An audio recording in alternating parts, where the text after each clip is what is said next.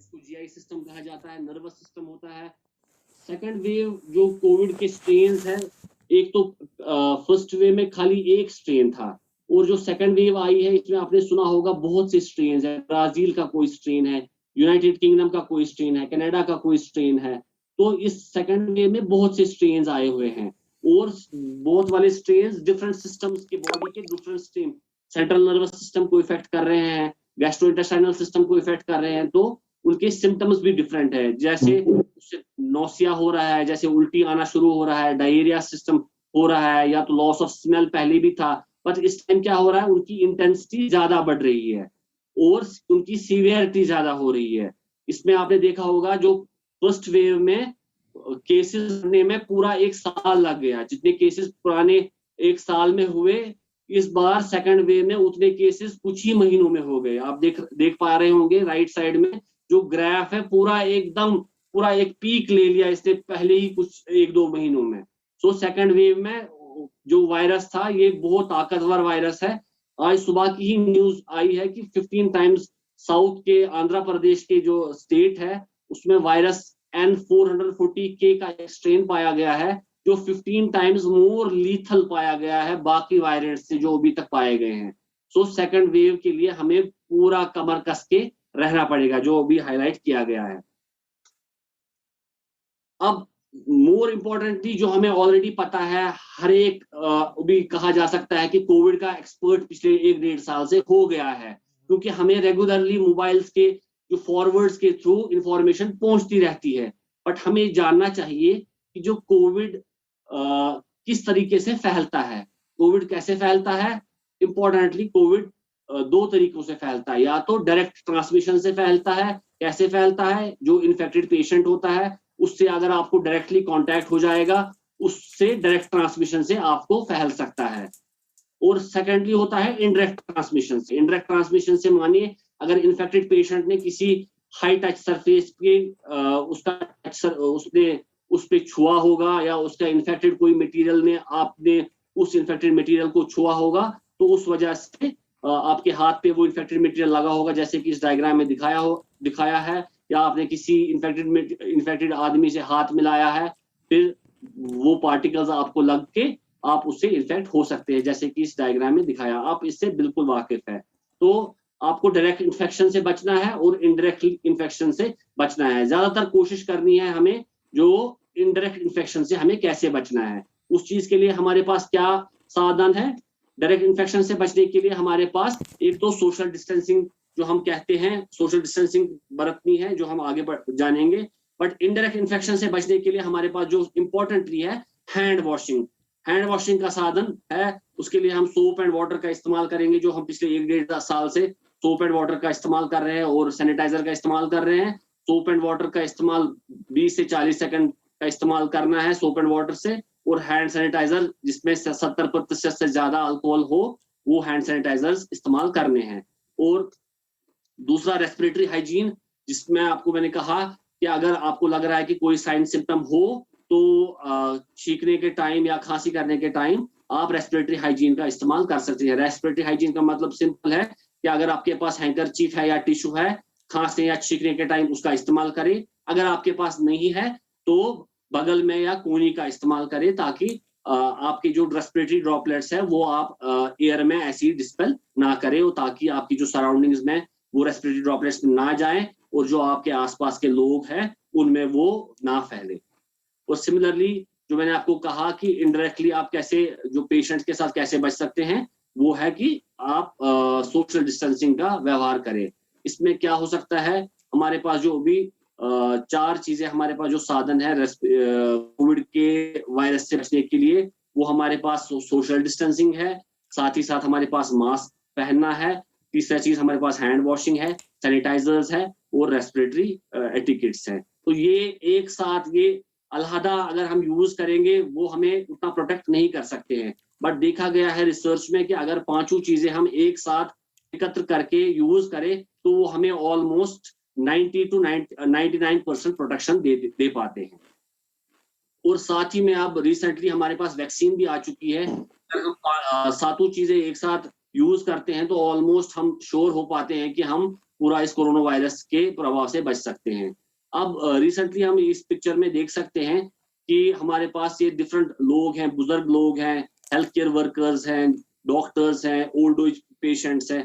तो corona virus से हम ये चीज जान सकते हैं कि हम ऑलमोस्ट हर एक बंदा इससे इन्फेक्ट हो सकता है। ऐसा फर्स्ट वेव में जो कहा जा रहा था कि खाली 60 साल से ऊपर के लोग हैं या जो इम्यूनो कॉम्प्रोमाइज्ड लोग हैं, डायबिटीज से पीड़ित लोग जो हैं या हाइपरटेंशन से पीड़ित लोग हैं, खाली वही ज्यादा इन्फेक्ट हो रहे हैं। बट सेकंड वेव में हम कह सकते हैं कि इस वक्त कोई भी इससे महफूज नहीं है। इससे इस वक्त सेकंड वेव में कोई भी इन्फेक्ट हो सकता है। तो हमें चाहिए कि बिला वजह हम घर से बाहर ना निकले और जितना भी हो सके हम इससे बचने की कोशिश करें।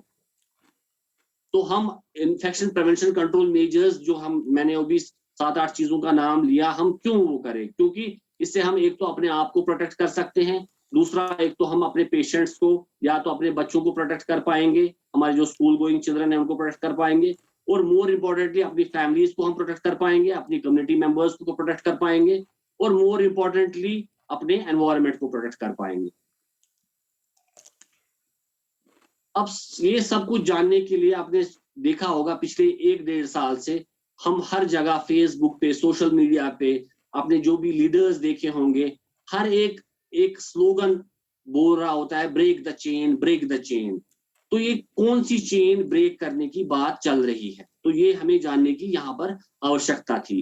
तो अगर आप ये जान ले कि ये कौन सी चेन हमें ब्रेक करनी है, तो ये इस डायग्राम में आप ये आराम से समझ सकते हैं। तो हम ये चेन, एक इन्फेक्शन होने की एक चेन होती है, ये इन्फेक्शन कैसे होता है, तो वो मैं चेन आपको इस डायग्राम से समझाने की कोशिश कर रहा हूँ। सबसे पहले ऊपर यहाँ पर देख सकते हैं आप, एक इन्फेक्शियस एजेंट होता है। Dr. Salim, do you want to remove the annotations? I will just remove the annotations. Just try to. ये आप देख रहे हैं, सबसे पहले ऊपर मैं दिखा रहा हूँ एनोवेशन से। एक इन्फेक्शियस एजेंट मान लीजिए कोरोना वायरस है। कोरोना वायरस कोशिश कर रहा है एक रिजर्वर में जाने की। रिजर्वर उसके लिए एक इंसान है, इंसान का फेफड़ा मान लीजिए, एक लंग एक रिजर्वर है उसके लिए। तो पोर्टल ऑफ एग्जिट उसका लंग, माने लंग्स से बाहर माउथ एक पोर्टल ऑफ एग्जिट है, ठीक है। एक पोर्टल ऑफ एग्जिट लंग्स है, आप समझ लीजिए, याद रखिएगा, मैं आपको साथ ही साथ बता रहा हूं। और मोड ऑफ ट्रांसमिशन क्या है? कफ है, कफ है उसका एक मोड ऑफ ट्रांसमिशन है। और हैंड्स है, हैंड्स उसका मोड ऑफ ट्रांसमिशन है। पोर्टल ऑफ एंट्री क्या है? दूसरे बंदे का पोर्टल ऑफ एंट्री भी माउथ है या लंग्स है, पोर्टल ऑफ एंट्री दूसरे बंदे के थ्रू, या माउथ है। और ससेप्टेबल होस्ट दूसरा बंदा मान लीजिए है। तो ये एक चेन बन रही है, एक इंसान से दूसरे इंसान की तरफ एक चेन बन रही है। अब इस चेन को हम कैसे ब्रेक कर रहे हैं?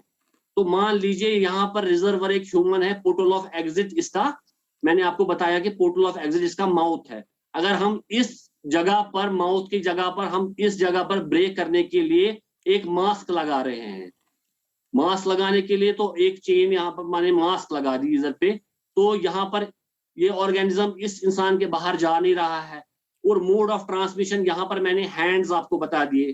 तो हैंड्स के लिए मैं यहाँ पर हैंड वॉशिंग का इंटरवेंशन दे रहा हूँ, या मैं यहाँ पर हैंड सैनिटाइजर का इंटरवेंशन दे रहा हूँ। तो समझ लीजिए कि ऑर्गेनिज्म उधर पर मर जा रहा है, तो ब्रेक चेन हो रही है। तो एक इंसान से दूसरे इंसान तक ये ऑर्गेनिज्म जा ही नहीं रहा है, तो सिंपली चेन ब्रेक हो रही है। तो सिंपली इस चीज का बात हो रहा है। होपफुली आपको ये समझ आ चुका होगा मेरे इससे।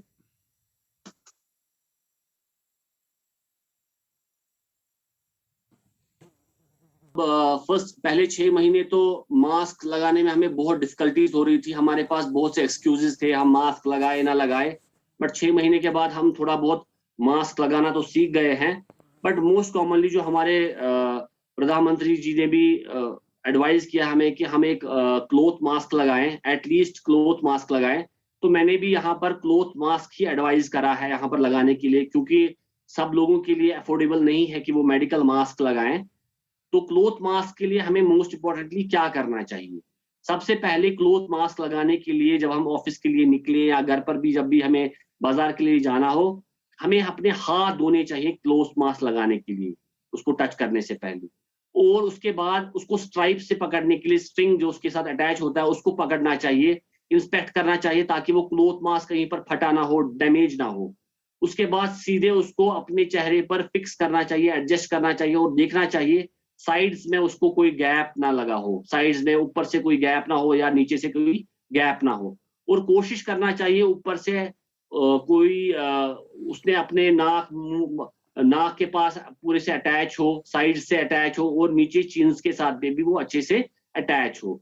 और अक्सर आपने देखा होगा कि लोग अपने मास्क को यहाँ पर टच करते रहते हैं, एक आदत जैसी बन गई है टच करना, तो वो बेशतर अवॉइड करा करिए।